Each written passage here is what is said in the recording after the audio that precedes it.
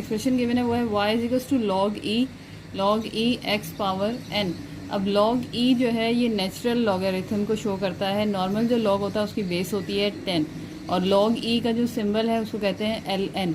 तो अब अगर हम क्वेश्चन सॉल्व करते हैं तो ये लिखा हुआ है, मैंने क्वेश्चन रिपीट कर दिया यहाँ पे, फिर यहाँ सॉल्यूशन लिखा, क्वेश्चन को दोबारा रिपीट किया।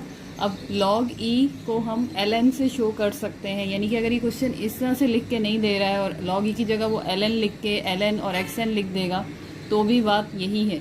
अब हमें डेरिवेटिव कैलकुलेट करना है, तो जब डेरिवेटिव कैलकुलेट करना है इस तरह की टर्म्स का, तो हम सबसे पहले बताएंगे कि जो इन साइड की टर्म है इसको हम इन ln xn is equals to, इसको सपोज कर रहे हैं ये u, तो फिर ये आउटसाइड टर्म और ये इनसाइड टर्म मिलके बन जाएगी ln u।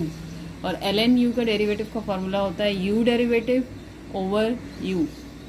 अब जब हमने इधर डेरिवेटिव निकालना है u का, तो u derivative is equals to d over dx derivative of x ln x power n। अब यहाँ पे लगेगा चेन रूल। चेन रूल क्या होता है कि जो इनर एक्सप्रेशन है उसका डेरिवेटिव अलग निकालते हैं और जो पावर होती है उसका डेरिवेटिव अलग निकालते हैं। अब हमारे पास जो इनर एक्सप्रेशन है वो है ln xn, यानी कि अगर ln x गिवन हो तो इसका डेरिवेटिव 1 ओवर x होता है, ये बात याद रख लें। अगर ln x गिवन है तो इसका डेरिवेटिव होता है 1 ओवर x। अगर इसके ऊपर कोई पावर आ जाएगी तो उसका मतलब होता है 1 ओवर xn, तो ln xn is equals to 1 over xn। अच्छा, अब ये पावर मुझे ऊपर शिफ्ट करनी है, तो जब पावर नीचे है तो पॉजिटिव, ऊपर जाएगी तो पावर हो जाएगी नेगेटिव, तो मैंने इसका डेरिवेटिव यहाँ निकाल लिया। अब दूसरा मुझे पावर का डेरिवेटिव निकालना है, तो पावर का डेरिवेटिव इजी है, ये n आ जाएगा शुरू में, यहाँ कोई नंबर नहीं तो n वन ज़ा n, और इसमें से हमने माइनस कर दी एक वैल्यू। अब इसको मैंने यहाँ साइड पे सॉल्व किया, जो कि आपको भी करना पड़ेगा। फाइनल लिख दिया है मैंने यहाँ पे कि x की power -n multiply n x -1, ये दोनों चीज़ें मैंने मिला के लिख दी हैं और ये चेन रूल से हुआ है। अब यहाँ पे क्या हुआ है, ये x है और ये x है, इसकी बेस सेम होगी और पावर आप साथ कर देंगे, क्योंकि मुझे अब इस एक्सप्रेशन को सिंपल करना है। सिंपल करने के लिए अगर ये सॉल्व होता है तो कर दें, बहुत अच्छी बात। तो मैंने n साइड पे रखा, बेस सेम की, बेस सेम करने का मतलब होता है उस नंबर को एक बार लिखे और उनकी पावर आप साथ लिख दें। तो n -1 मैंने लिखा और ये वाला साथ में इधर लिख दिया, ये प्लस में और ये माइनस में, तो ये कैंसिल हो गया। अब n x के ऊपर पावर बच गई है -1, मुझे पावर पॉजिटिव करनी है। जब पावर पॉजिटिव करनी है, ऊपर की तरफ नेगेटिव है तो आप उसको नीचे की तरफ ले जाएं, नीचे की तरफ नेगेटिव है तो आप उसको ऊपर की तरफ ले जाएं। तो मैंने कर दिया n ओवर x, तो u डेरिवेटिव निकला n ओवर x। अब इस वाले एक्सप्रेशन में ये मैंने लिखा, ये इसका फॉर्मूला लिखा और इसमें मैं वैल्यूज़ डाल रही हूँ। तो u डेरिवेटिव की वैल्यू आई है मेरे पास n ओवर x, और u जो था वो मैंने सपोज किया था ln x पावर n, तो वो मैंने लिख दिया।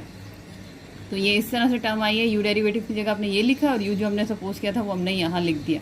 अब मुझे इस एक्सप्रेशन को सिंपल करना है, ये x ख़त्म करना है, तो इसका मतलब मैं ऊपर भी x को मल्टीप्लाई करूँगी और नीचे भी, तो ये मल्टीप्लाई अगर मैं बीच में लगा दूँ तो आसानी हो जाएगी। तो मैंने यहाँ पे मल्टीप्लाई लगाया, तो इसका मतलब है ये इस टर्म से कट गया और ये इससे आके मल्टीप्लाई हो गया। जब ये कट गया तो यहाँ बचा n और ये x ln पावर xn, तो ये मेरे पास जो है डेरिवेटिव कैलकुलेट हो गया है, फर्स्ट डेरिवेटिव निकला। तो ये आप इस तरह से यहाँ से हो जाएगा। इसको मैं एक दफ़ा आपको दोबारा से दिखा दूँ, यहाँ से फर्स्ट डेरिवेटिव कैलकुलेट हुआ था और ये इस तरह से हो गया। अब इसका सेकंड डेरिवेटिव निकालते हैं। अब जब इसका सेकंड डेरिवेटिव निकलेगा तो वो जो पीछे आंसर आया था आपके फर्स्ट डेरिवेटिव का वो हमने यहाँ लिख दिया। हमने यहाँ लिखा n x ln xn। अब ये चूँकि डिवाइड है तो यहाँ डिवाइड रूल लगेगा, जिसको हम कोटेंट रूल भी कहते हैं। तो इसमें हमने सपोज किया है कि जो पहली वैल्यू है वो u है और जो डिवाइड में नीचे डिनोमिनेटर में वैल्यू है वो v है। अब इस फॉर्मूले के मुताबिक हम वैल्यू डालेंगे क्योंकि ये डिवाइड रूल है। तो हमने सेकंड डेरिवेटिव कैलकुलेट करने के लिए ये फॉर्मूला, इसमें v की वैल्यू डाली आपने, डेरिवेटिव ऑफ x लिखा और u की वैल्यू है n। ये हो गया यहाँ तक। फिर यहाँ पे हमने u की वैल्यू डाली n, डेरिवेटिव ऑफ x लिखा और v की वैल्यू x ln x हमने लिख दी और डिनोमिनेटर में v का स्क्वायर करना जो हमने कर दिया। अब जब यहाँ पे हम आए तो इसका डेरिवेटिव नहीं निकालना क्योंकि डेरिवेटिव यहाँ लगा हुआ और जिसके बाद वैल्यू होगी उसका डेरिवेटिव कैलकुलेट होगा। तो ये हमने लिख दिया। इसका डेरिवेटिव निकलेगा 0 क्योंकि कांस्टेंट नंबर माना जा रहा है। ये कांस्टेंट नंबर होगा तो इसका डेरिवेटिव 0 है।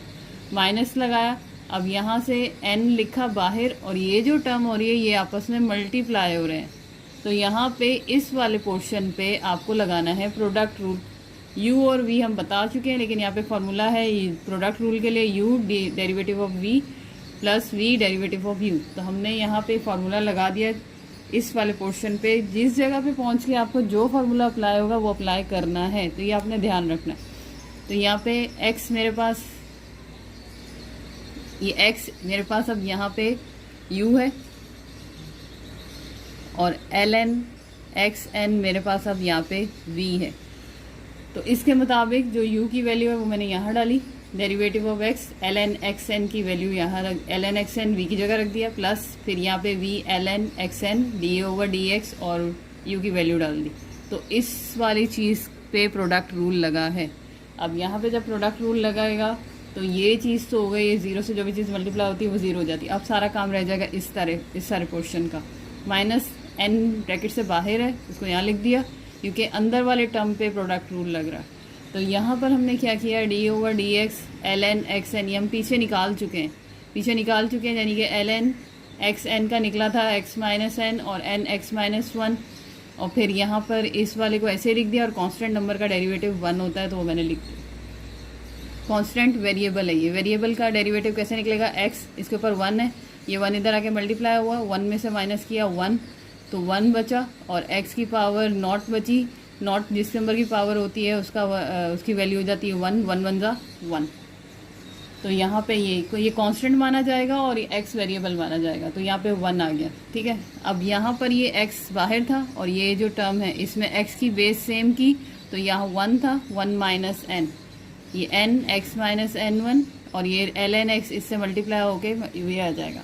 अब यहाँ पे ये x है और ये x है, इसकी बेस को सेम कर देंगे, इसकी बेस को सेम करेंगे तो ये 1 माइनस x, यहाँ पे प्लस का साइन है, plus n minus 1, minus plus 1 minus 1 से कटा, माइनस n प्लस n से कटा, यहाँ पे x की पावर हो गई है 0 जो कि होती है 1 के बराबर, तो शो करने की ज़रूरत नहीं।